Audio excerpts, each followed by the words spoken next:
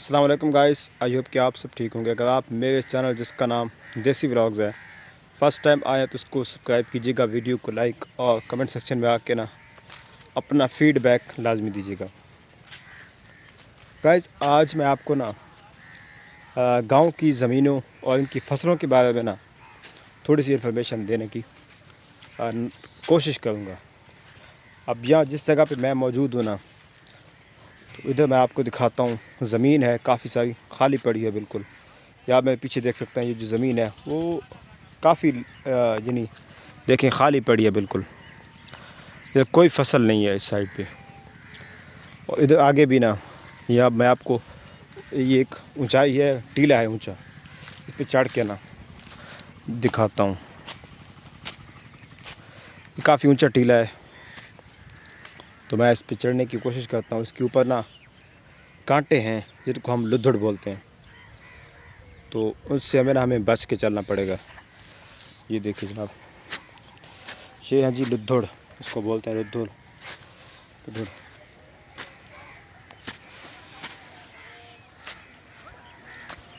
Gas finally मैं ऊपर चढ़ चुका हूँ अब टीले पे। बाकी यहाँ से मैं आपको मंजर दिखाता हूँ। ये काफ़ी ऊंची जगह है। आप देख सकते हैं नीचे जो ज़मीनें हैं वो काफ़ी नीचे रह गई हैं। ये आप देखिए नीचे इस साइड पे या इस साइड पे देखिए आप, ये देखिए, वो देखिए सामने। ये गांव का एक टीला है जिस पे मैं खड़ा हुआ हूँ। ये उधर जाता है, यानी लंबाई है उस साइड पे।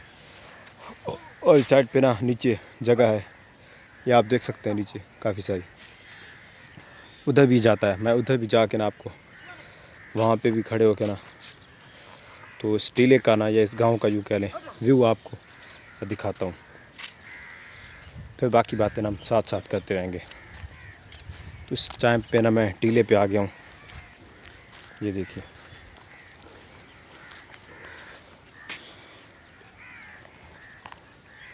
लोग बंदा ना बकरियाँ हाल ले तकड़ा है ओ अल्लाह सा।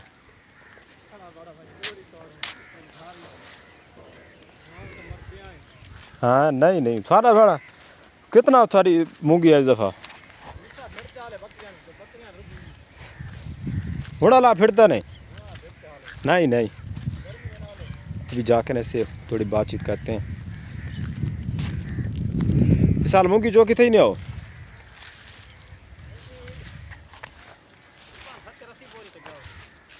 70-80 बोई हो नहीं अपनी सॉरी 9 लाख की मूंगी तो वे छोड़िए।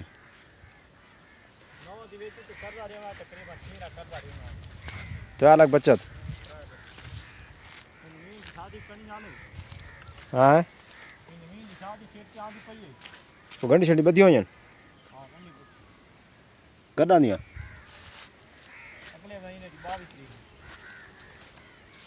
22 नो। हाँ शाल बात 4 उसको मैं पूछो वाद है 5 मेरी गंढी बनी से नाके वाद बस कार्ड से बैंड पाए 5 देख लिखाई सोते 22 नहीं तो मुक वैसी ना जमीन पे वहाँ 5 मुक हुए थी ना 5 पता नहीं हो सकता है कहाँ करें तो इन बात कठिन शादी इतनी बड़े ना करो। उदी के थे शानद किड़ जात पता नहीं देखो गुलाम है अच्छा उसने 20 मुक के बाद कट रखा करो हो सकता सारी 5 कलाई लगी वो उदी शादी है ताकरीन दी। हाँ फजे बन मिला है। मैं पूछा मैं घोड़ा लगाव चलाई पे गंडी बन छोड़िया ने आखिर नहीं नहीं गंडी आके बनसूँ बिहार डू ताई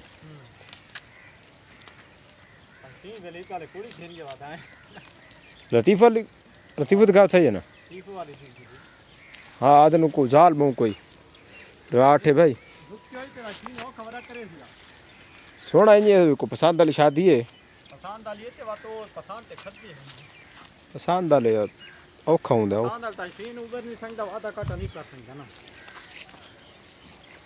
जाना शोधा ना होवे जाल छोड़ी नहीं जाल तब जाल तो बहुत तेज है। ये दिल दी बनमाश है ताशीन तगड़ थी के रखे तीन तीन देता तीन ये तो ही है तो ख्याल लगूं ताशीन ही आज एक रोकनी पे तकरीबन 7 दिन लगे बहुत जल्दी वो तो पहले थी वाली हुई पहले कब आया ना भाई पहले तो नूरू नाल जो उस नाल है पहले तो नूरू दी तिथे आई ना अभी दौरान दिखा नूरू थोड़ा पाए गया नूरू नाल ढीदी नहीं नूर दी मेरा हाल है कैसा तो सारे एक होते तुम कत्तर खराब है इन देखना सानो तैनी वाला दी ना की थी ना अलग ही था ना कान की ना तो सानी उनको नहीं की थी ये गल उस आखी तक भाई ना मेरा धी भाई ना आख मैं शादी ना करी दिया जा मैं तो सारा जेड़ा रोला सारा रोल ही कान आई हाँ उन्ना अब्बू ना के तो आ जो है थाना से काम पू करे से हाँ लेकिन भट्टी नहीं बता भट्टी के अब्बू ने पता लगा ना वो तो दीन वाले बाला से ना अला दीन पहले गाल कीती आई पहले तो मीरू देव ना काम हाँ आधा थान काम देसू वाला दीन खड़े रू मल्ला बत अब्बू ने बीबी आके तू थान खिला दी बस सारा विच केड़ा हक बर्दाश्त विच बड़ू मला आधा तीसरी गाल तो पीछे हटा है ना और तो यूसुफ नहीं थी गया उडू आते उन्ना तो देवनी दुकान आई अले दीन वाला तो ना उड़े तो नहीं दी उड़े तो नहीं दी तो वो दीन दे नाम तो बता सा तो ताई छाटा ना कि चलो ये 3 दिन से सही चला है सान ये गाल आख्या ने उसले छे आखे भाई ना मैं ना करी दी छा हाँ गिनदी केड़े पे वो वाला दीन दा अपना ही हो सारा वो चलती वाला दीन दिया ना दीन उन हाँ बस टालण वास्ते कोई ना कोई गल करनी पौंदी बस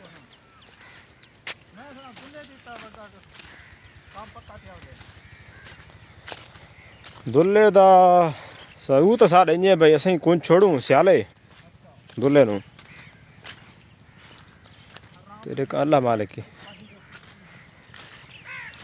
गाइस ये बंदा ना उधर वो देखिए वो बकरियाँ चरा रहा है तो मेरी ना उससे थोड़ी बहुत गपशप हुई है कुछ चीज़ों के मतलब ना हमने डिस्कशन किया है तो वो चीज़ें शादी ब्याह के मतलब थी तो वे मेरा हम उम्र है वो गांव का एक ही गांव के हम रहते हैं एक ही गांव में रहते हैं हम तो इसी मुतालिक ना थोड़ी बहुत बातचीत कर रहे थे वो अपनी सुना रहा था मैं कुछ अपनी सुना रहा था तो गांव आज के इस व्लॉग में ना मैं ऐसे बात ये कर रहा था गांव की ज़मीनें खाली पड़ी हैं ये देखिए बिन में कोई फसल नहीं है और फसल को उठाए हुए आप देख सकते हैं तकरीबन 1 महीना से ज़्यादा हो चुका है अब मज़ीद 1 महीना तो अब इनमें फसल 2 फसलें अब शुरू होंगी ना एक फसल की काश्त अगले 10 दिन में 15 दिन में शुरू हो जाएगी और दूसरी जो फसल है उसकी काश्त वो आगे जाके शुरू होगी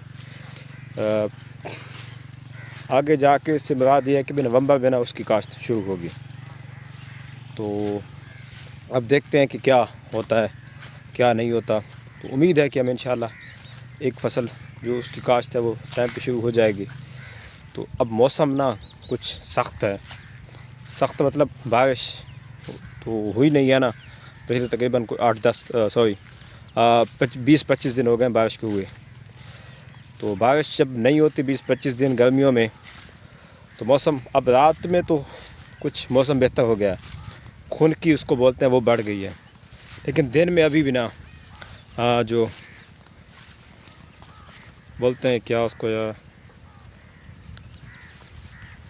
दिन में अभी भी ना जो हीट है ना वो वैसी की वैसी चल रही है जब तक दिन का मौसम बेहतर नहीं होता तब तक रात में भी ना बेहतरी नहीं आ सकती तो ये 2 चीज़ें हैं जो साथ साथ चलती हैं तो तो दिन का मौसम भी इंशाल्लाह बेहतर हो जाएगा तो साथ साथ जो है वो इंशाल्लाह रात का भी ना कुछ मौसम बेहतर हो जाएगा तो लेट्स सी देखते हैं क्या होता है अब कुछ दिन गुजरेंगे ना तो पता चल जाएगा भाई मौसम कैसा होता है कैसा नहीं होता तो हमारी दुआ है कि अल्लाह का मौसम बेहतर हो जाए ताकि जो फसल की काश्त है ना होनी है ना वो टाइम पे हो जाए और मौसम बेहतर होगा तो फसल में उसमें बेहतरी आएगी, उस पैदावार में भी और दीगर चीज़ों में भी। तो गैस मैं ये कह रहा था कि अभी ना 2 फसलें ऐसी हैं जो अभी काश्त की जाएंगी और जिनकी काश्त का यूँ कह लें कि टाइम आ चुका है। उनमें से एक फसल है जनाब गंदम की, और दूसरी फसल जो है वो है, एक तो गंदम की है ना, दूसरी है कनोला, उसको हमारे यहाँ बोलते हैं कनोला की फसल। कनोले का मतलब सरसों की जो फसल होती है वो, उसकी काश्त में अभी ना कुछ दिन पड़े हैं। यानी जो कनोला है वो तकरीबन 10-15 दिन बाद काश्त की जाएगी। जैसे मैंने पहले कहा, अगर बारिश हो जाएगी ना, एक तो मौसम में बेहतरी आ जाएगी, क्योंकि वो फसल सर्दियों की है, वो सर्दियाँ बर्दाश्त कर लेती है लेकिन गर्मी बर्दाश्त नहीं कर पाती। गर्मियों में उसको काश्त किया जाए या अब, क्योंकि उसकी काश्त की टाइम तो आ जाएगा, लेकिन अगर मौसम ठंडा नहीं होगा तो फिर उसको पानी ज़्यादा लगाने पड़ते हैं, फिर वो फसल ख़राब ज़्यादा हो जाती है, यानी उसकी पैदावार में ना कमी आ जाती है, एक चीज़।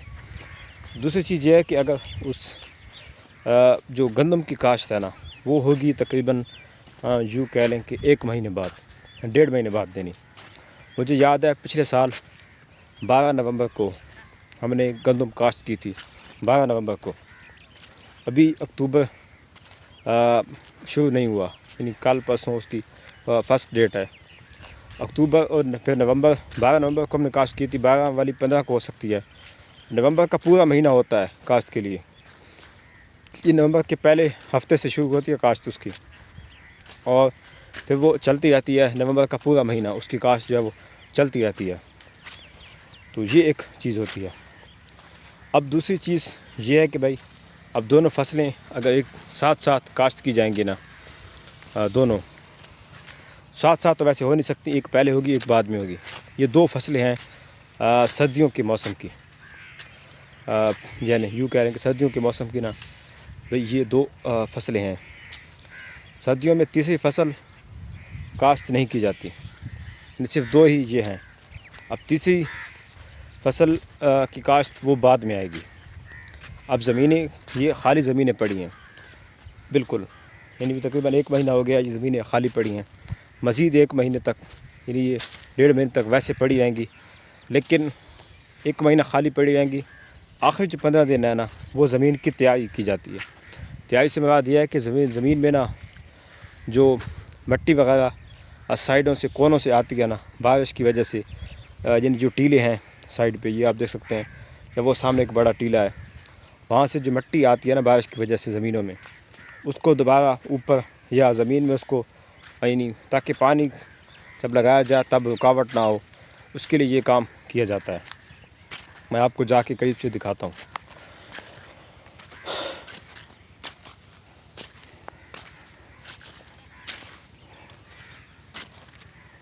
ये आप देख सकते हैं, ये जो मिट्टी पड़ी है ना कोने में, ये मिट्टी ऊपर से आई है। ऊपर से मुराद वहाँ से आई है या उधर कहीं से आई है।